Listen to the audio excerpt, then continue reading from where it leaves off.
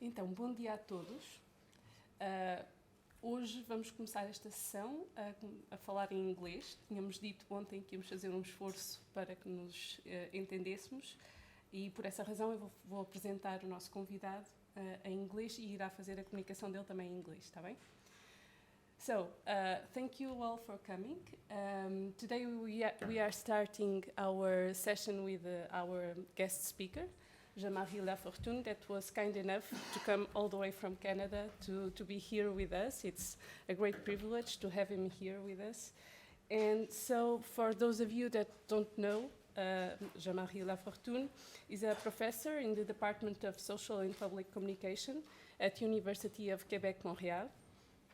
He is the editor of a journal, Animation, Territories, and Sociocultural Practices, and he's a member of the Observatório of Cultural Mediation. He has co-directed with other colleagues the book La transmission culturelle dans les musées des sociétés, and published a chapter entitled Assessment of Actions and Rationalization of Cultural Mediation Devices, by a work conducted by Allowing, evaluating the communication of organization, also published this year. So he's bringing us a talk around his work and what he thinks of mediation and the process of mediation. And I think we'll have time in the end to pose some questions. So thank you so much for coming. I'm going to leave. Thank you, Christina, for this presentation. Good morning, everyone. So I'll start with just a brief warning because this field of mediation was mainly, let's say, theorized or conceptualized in French or in Spanish, let's say, and now in Portuguese, but not that much in English. So in English, they will use words like art-based community development or so on, but very rarely mediation or cultural mediation. So in this talk, since I'm starting with French slides, I'll try to make some kind of direct translation. So I think we stick to reality and avoid to go into some interpretation with the English language. So what about cultural and artistic mediators, which are what professionality? Well, quick overview of this talk is, of course, based on the main three goals aimed by this conference. So what is the social function of mediators? What are knowledge and skills proper to them? And what about their autonomy and social responsibility? So I'll go over these three topics and close with a quick or short conclusion. So let's face right now the highlights of this presentation, so we be sure not to miss anything, I guess, important out of my talk this morning. So I guess that the work of artistic mediator is to sort of recreate the people, and by people here we would say like the labor class people, with high-level artworks, with conduct to the development of emotions, opinions, or judgment. While on the other side, the work of cultural mediators is more about re-education of the public. And so you can see already that there's a main difference here between the people and public, since they don't want to face the same audience, we would say. And this re-education will be done through the use of well-known artworks from the people. So, of course, cultural mediation is basically a process, thing, and it way over, let's say, preoccupation for contents. So normally, like in the work I've done recently, evaluation of cultural mediation practices will be based on the processes and not that much on what they achieve through these processes.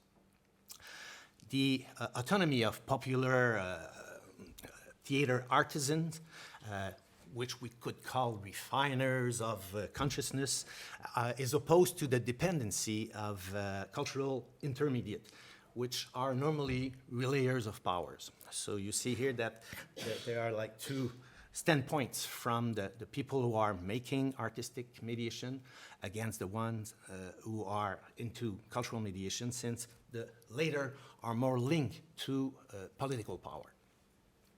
So, fourth point, the rise of cultural mediation goes along with disenchantment of art that we could say nowadays, because we could, well, I guess, observe through many conferences throughout the world that the theme of art now is linked to, well, either innovation, so like in the Bay Area, you know, where they're developing all these digital tools, or to the topic of social regulation.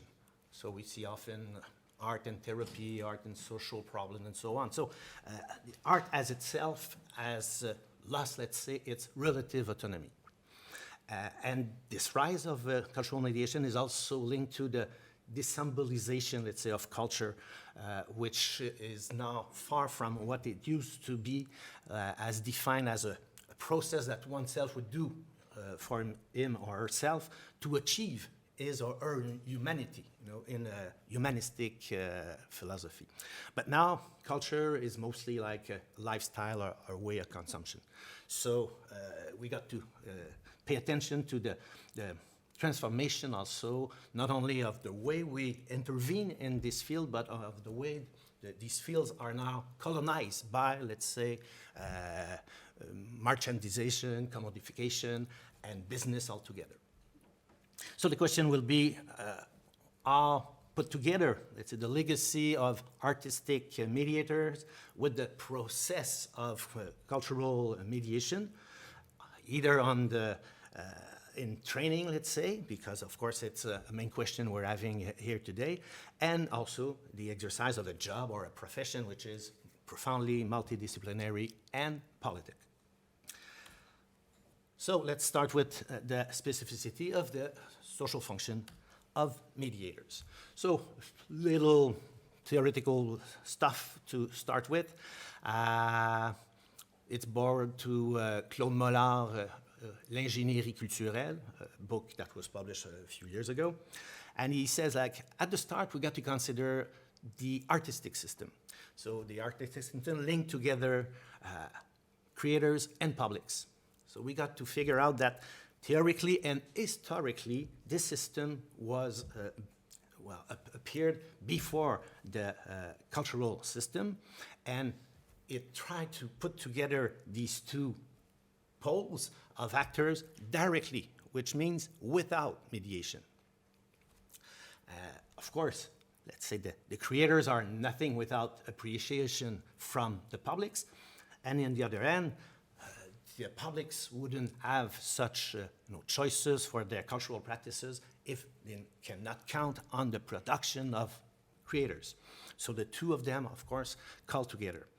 But, well, according to this sort of transaction they're having or established between these two poles, this axis is based mainly on a game or a play or set of offer and demand.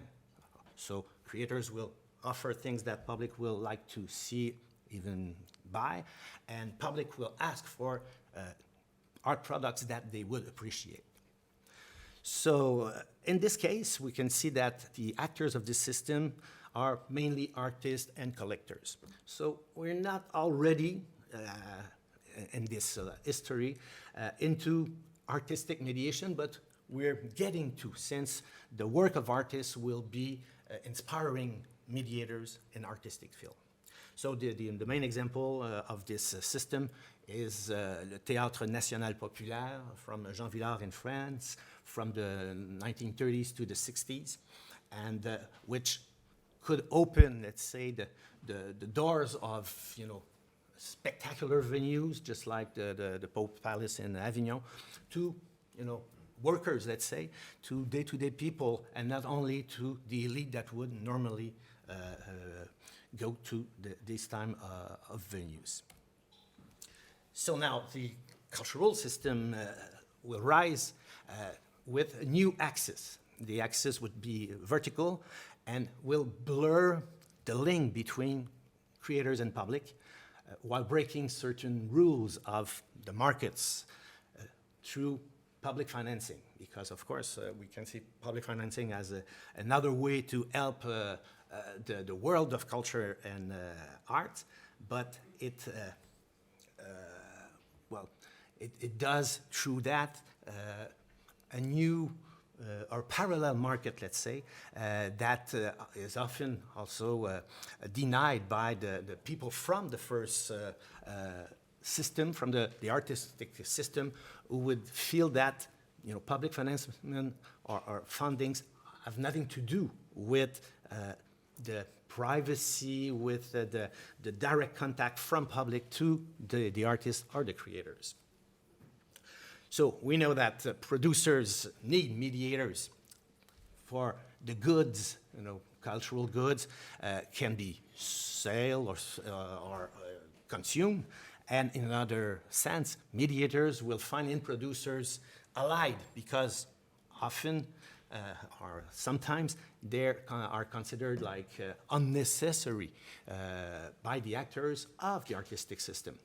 So the interdependence between these two poles is at the heart of what we call now cultural policies, which translate, let's say, a rising or increasing intervention in the artistic field of actors that are not either creators or public. So here's how we can, put in a graphic the basis of the first, let's say, national cultural politics in the 60s. So we can find that on the top we have, decision makers and producers, mainly state and private enterprise. And at the bottom, mediators were at that time, academics, critics, and journalists. And they would altogether, exert much influence on creation process and on consumption, let's say, process. So the producer or decision maker will pass comment, will buy works from the creators, will also finance equipment and or sell things to the publics, and the mediators on their side will be part of the selection of the artist and of the formation training of the amateurs. So we can see that through their work and this vertical link, they're kind of transforming the way creators and public will be linking together. So the extension of this cultural field can be symbolized or embodied by the multiplication of actors who are artists, mediators, publics, and multiplication of cultural goods, because public action is characterized by politicization and commodification of culture, which is not always recognized, of course, by politicians themselves. So the power games between these poles is a matter of territories that you occupied, since like producers are not all the same, creators are not all the same. Some are more important or more influent than others and will occupy a greater, let's say, space out of this graphic. And so sometimes they could even transgress borders and so influence way more than the normal, let's say, member of this group would be able to do in a day-to-day life. So this mutation from artistic system in cultural system result from the democratization of cultural practices, which means we got a higher number of practitioners, which call more communication, more commerce, and more investment in culture. So that's how we can see the cultural policies from the 80s and the 90s changing a little, not that much in the structure, but in the numbers and the figures of actors that appear in these new politics. So we can see from the top, local powers, municipalities will be in, patronage, cultural industries, and at the bottom we can see that guide, educators will appear too in this system. But mainly the work will be the same, and so it's, common financing, equipment selection, and formation. What we see very quickly here is also that these new politics will open to other sort or form of creation. So even what we would call normally in France like lower, artistic production, art mineur, majeur, moyen, etc., will be, incorporate into this scheme and into the official politics, which allow them to give them, of course, way more credibility. And on the other hand, we can see that larger public will appear out of these politics, and so let's say the greater number of person will be able and focused to respond to the new production and way of dealing with culture and arts. So let's go to the knowledge and skills, specific or more or less to these two types of mediators. So here I put a contrast. Well, it's always subtle or difficult to do it this way, but we can learn a lot, so we don't have to take it for granted, but I mean, it gives an idea of what can be the difference between the work of the two groups here. So mediators, on the left side, let's say artistic mediators, will base their work on the aesthetic intensity of a form and of a sense or signification to be offered to the people who needed it the most. So not only to the elite, of course, but to, workers altogether.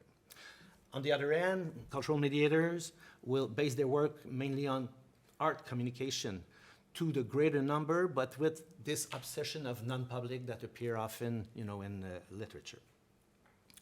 Artistic mediator, will opt for transmission of contents, but not any contents, but contents that would, be significant for the participant, that could share in some ways revelation in the way that it would put in the 20th century.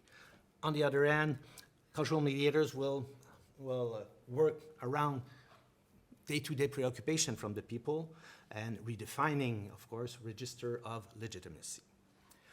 Artistic mediator, normally or according to this contrast, will be against any sort of propedeutic or educational way to accompany people towards their comprehension or understanding of the artworks. So they're hoping that spontaneous reception will make the work.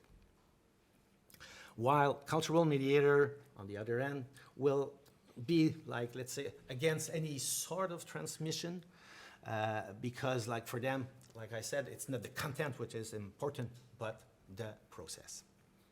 So artistic mediator will sort of give current signification to artworks that comes from tradition, that comes from the people, throughout times, throughout history, while cultural mediators will negotiate the contents with a public or with publics shaped by cultural industries. So, of course, we don't face the same people who will respond to these kind of offers. So the aesthetic shock is, of course, hard to attain, but it can conduct to some kind of epiphany. And on the other hand, only the access to artworks and to, let's say, institutional, artistic and cultural institution will count. Because like for them, it's only a question of accessibility that altogether is prevalent in their point of view. So very quickly, what are art mediators in the arts and what is about their work? So it's mainly to put aside the question of taste, whether it's good taste or bad taste, what we see often, and to focus on the senses. So the share of perception will conduct to a share of signification. So it got to start with, of course, the basic thing, which is like sensibility, subjectivity, and, well, sense of critique too. The elaboration of these forms of sharing in intersubjective spaces will allow eventually to take decision, a better decision, to orient action, which means like, well, every person on its own way can opt for any movement, any sort of response to the offering of culture and art, and even in political or social domain. But what we expect from an aesthetic experience is a sharing that will conduct to have a common orientation, and that would lead people further. So developing aesthetic experience will give the opportunity to learn, to experiment with others, what means other participants, other mediators, other artists, artistic languages or processes which aim to the integral development of the person, which is basically founded in physical integrity, mobility, sentiments, imagination, thought, emotion, capacity of judgment, and greater control upon one's self-environment. And now, when we're moving from the artistic mediation to cultural mediation, we face this, what we call in the literature, a double negation, which is the first one is the art or the legacy of art, which was put, in front of any sort of process to help people getting, further in their own life, getting their own identity through this process. And the other negation is the one of leaving aside, let's say, the legacy of people and their creation and reception to, give predominant aspect to the, let's say, process and professional action throughout cultural mediation, despite the benevolent discourse that accompany it. So, externalized mediation, which is cultural mediation, requires way more action. So the explicit discourse, which we normally see with cultural mediation, will accompany the artworks, the performance that is posed basically as inaccessible. So that's why I was talking about education or re-education in this case. So the rhetoric of expert will take place of the accompaniment of animators or mediators, and this is, I guess, the opposite, way of artistic dissemination. So, very briefly, what about cultural mediation and social and human sciences? There's a little distinction that we can put between Europe and Quebec or North America. So here, I guess, in Portugal, but in France too, cultural mediation will be linked to information and communication science and education mainly. We can see that here we're in a faculty or a department of education. But in Quebec, it's mainly under, the cover of sociology and arts. So it, of course, changed the way we're seeing things, the way we're problematizing intervention in the field. But altogether, normally, the researches and the practices that are into this field will try to put together popular education, cultural and artistic education, and since maybe a decade, environment education, which is, the very poor part of it, since it's part of the discourse, but it's not translated into reality. So the training will be multidisciplinary, like we observe it everywhere in the world. We got, of course, in Quebec, an observatory, which I'm a member of, and we try to follow the evolution of, politics, practices, production, and business model.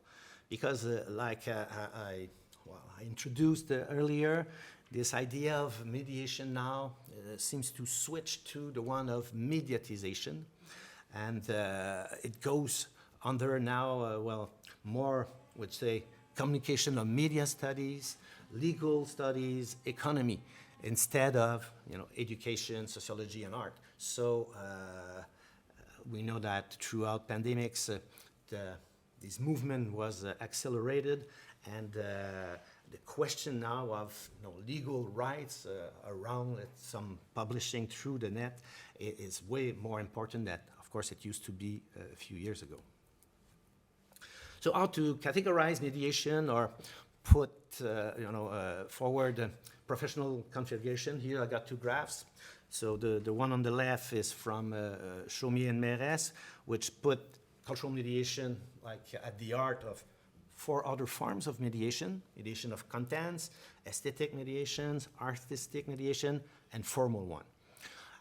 Don't have time really to go very deeper on this graph, but it gives you only the idea that cultural mediation is not something that is alone on its side and way far from other sort of mediation, but is really at the core of practice that are often previous from its appearance. And on the right side, we got professional configuration, let's say, which means to which sort of discipline cultural mediation will borrow, its content. So we knew already that it was partly from information and communications science, from the arts, from sociology, history, like I said, economy, management, legal, right? It's political science and science altogether, which I know that you are interested in here in Lisbon, since you published an article trying to make this link between, mediation and art sciences altogether. On my own side, I propose this scheme, this graph, which is not based on a normative discourse, but comes out from an inductive, let's say, analysis. So there are mainly 3 groups in society that claim that they are mediators. So there are the one who are linked to institutions, so in museums and libraries and so on, that appear throughout the cultural policies and aim at democratization of culture. So the main word here is interpretation. This is what they try to do. On the right side, there are another group of people who, along while association or non-governmental groups with cities also, try to mobilize people who are living, different sociological, economical problems, and mobilize them to get more resources from the institution. So this is normally what we would call animation. And at the bottom, what we got is, education policies that tries to give the fundamentals of these 2 others way of acting into culture and arts.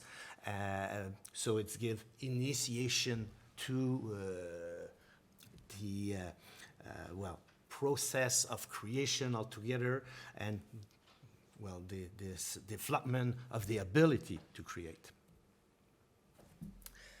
In this scheme, what we could see is we call often for the artist to be part and maybe in a central role in this mechanism or in these devices. But what we had to observe is that they can switch their vision of their own participation into these processes. Because they got their own problems, let's say, they got their own fight to do. So in Quebec, at least, artists are fighting for their own, freedom of expression. They're fighting for their professional recognition. And because of that, they will ask for the state to put a lot of, resources for democratization of culture, which would, indirectly serve them, of course, because they're going to get some resources out from this, help. But as soon as the government will say, well, maybe we can consider any citizen as a potential artist. And so we don't have to count anymore that much on the contribution of artists. And so the artists were reacting in Quebec by saying, well, we guess it's not quite a good way to see things, because we admit that citizens can have some sort of imagination and so on, but they're not fundamentally artists because they don't have the same training that we are, they're not professional and so on. So in the 70s, as we saw yesterday, in the chronology, the movement towards cultural development really insists on this aspect that every citizen could be an artist, but it lasts only 10 years or so because, artists and politicians said, well, maybe we've been too far in this way, and maybe that was wrong, and so we could see that the re-emergence of democratization, the way it was done in the 60s, but rebuilt around, marketization or commodification of culture. So let's now pass to autonomy and social responsibility. Here's another graph from Chaumier-Mérès, which help us just seeing how we can put throughout two axes, the position of mediators in the system. So on the one axis, which is horizontal, you can have this link to oneself, and on the left, and on the right part, the link to others, because of course it's really part of the experience. And on the vertical axis, we can see that mediators can, go along only with information, or they can really be part of deeper understanding of not only artworks, but really artistic process, artistic languages. So now let's talk about this political aspect of mediation or mediator works.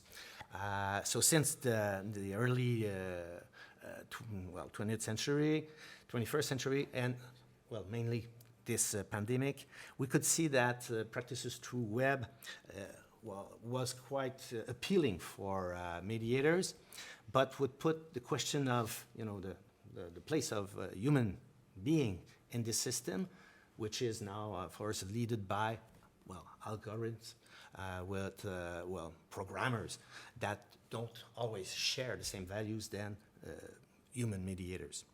So that is a problem, since these tools are not public tools. So because, like I said, the cultural system is mainly based on the intervention of the state, but new tools, the creative economy, the technological tools are owned by private enterprise that aim to add profits and are not aiming at any general interest. So of course, I guess it affects the way that the use of these tools can have on the values, the vision that mediators have of their own work. So as an example, maybe a few of you were there in the late 90s, where we could see through the web this, re-emergence of the artistic system, basically in music, because we had this Napster application, which would link creators, musicians, and fans all together freely, let's say. And people will say, wow, it's marvelous, because now we don't have any mediators to go along. We can, fan could reach directly the creators, the musicians. Musicians could reach directly their fan and their public. And so everybody was happy with this, but not that much the cultural industries that said, well, no, it's not the good way to make money out of this, consuming. And so they said, well, we got new business model to offer, and we know that, throughout, let's say, Apple, that would put, every song at 99 cents, and Spotify that would give, 0.002 cent to every producer. But that's the new market and the new business model that take over. So the first reinvention of artistic system, like in this example, applied to the music industry. So I guess mediation is really a question of power, and according to this vision, we must agree with this idea that it's not just something between two poles, but this is something that is part of the construction of the whole system. So often in the literature, this is what we see. We say mediation, coming from etymology, means being in between and so on. But finally, it's not so true according to what they really do, in day-to-day intervention. So, of course, a question of the promises of the digital world, which is based on access, participation, interactivity is attractive. Hybridation of practices too. But I guess we got to analyze now the cultural mediation and the work of cultural mediators throughout a perspective of cultural prescription. So we're part of what people will consume. We're part of what people will produce as artworks too, as mediator. So we got to keep in mind that our role is way over trying only to get these two poles linked together. So, as conclusion, since we want to have a discussion afterwards, we can see that in Quebec, after maybe now nearly 20 years of experimentation, like only in the city of Montreal, we've been having more than 20,000 mediation projects financed by the municipality, that the social function of mediators can be divert towards, on one pole, interpretation to public relation. So this is what we see often in large institution, museum, for example. It can go from let's say mobilizing animation to social regulation because of the security injunction that now is quite shared throughout like Europe, for example, in the name of fighting against radicalism and so on. And also, the way that training or school training is now based mainly on a perspective of labor market, oriented training, instead of the formation of citizenship and people as being, of course, part of the labor work, but also part of a society, part of a democracy where they have a word to say and where they can act really.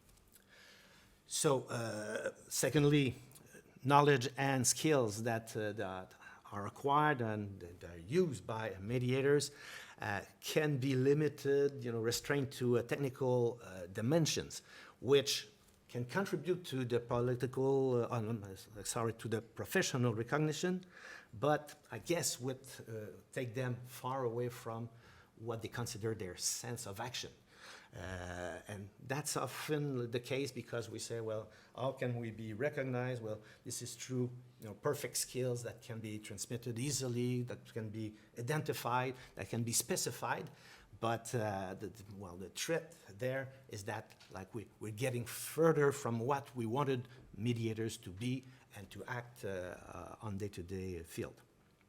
And third, their autonomy and social responsibility may be, instrumentalized by political or economic power, which is, not often put, so radically, because we often have to deal with them. But I guess as thinking for training, we got to be able to see that it requires some kind of ethical aspect, some kind of reflection about this link to political powers and specifically when using new digital tools to economic powers too. So I guess as very late thought, I would say, because I was thinking, what kind of mediators we're looking at, what can be their training, what can be their recognition. So I guess we can put it this way, through an intersection of the, let's say, the legacy of artistic mediation that really reinforce citizenship, and the use of democratic processes that were put forward by cultural mediators, because artistic mediators sometimes lack this sensibility, this democratic sensibility, since they want that much that people grow throughout their experience, that they don't always care about the larger people that can be achieve or can experiment what they have to offer. So I guess the challenge is really to intercross, let's say, these perspectives of intervention, either in training and, of course, in professional work as a recognized job altogether. So that's it. Thank you.